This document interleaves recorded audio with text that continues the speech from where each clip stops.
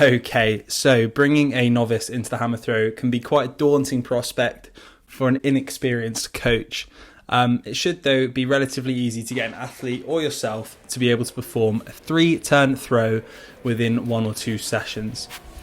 All you need is a hammer, some space to turn, and some space to throw. Obviously, if you're working in a club with other athletes running around, you'll need a cage as well. To begin with, you're going to first look at how to pick up the hammer. So for a right-handed thrower, which is most people, you're going to want to pick up the hammer with your left hand, and then your right hand goes on top. And then if you've got a glove, that will go on the left hand, the bottom hand. If you're a left-handed thrower, that reverses.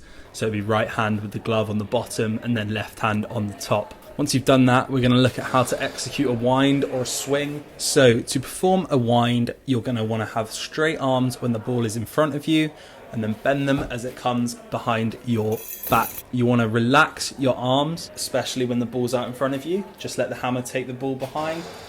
And you want to have a strong torso, so there's very little movement from your hips to your shoulders. Once you've mastered that, and that will come with a lot of reps, you're going to move on to performing a standing throw. You're not going to try and welly it as far as you possibly can.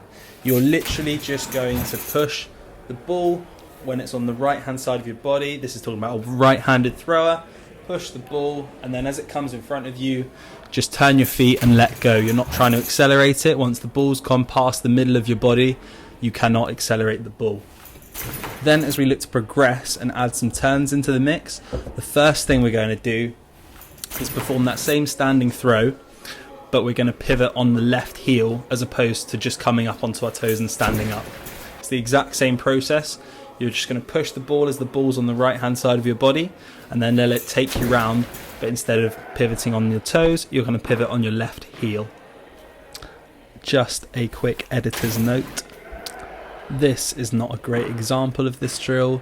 You should have as much weight as possible on the left hand side over the left heel, which I am not doing in this video. Once you feel comfortable with that, you're going to move on to practicing some footwork. This is just a slow demonstration. Obviously you want to turn on the heel of the left foot towards the sector. Once you're facing the sector, move on to the toe, and then just let the right hand side of your body come around and land facing away from the sector. A good way to teach this is getting an athlete to pause on each quarter of the turn. So as you can see here, I'm pausing at the front, so I'm facing away from the sector, and then I turn 90 degrees, pause, turn towards the sector, pause, turn to the right hand side, pause, and then back to the middle and pause. Then you link that together and do 3 turns without the ball, without any implement. And once you feel comfortable with that, move on, do it with the implement. You're really not trying to throw the ball far. It's not about distance at this point. You're just trying to get the ball to take you around the turns and finish a throw. It wants to be as balanced and smooth as possible, and that will set you up for the most success in the long term. I hope this has been informative and helpful, and let me know if you have any questions.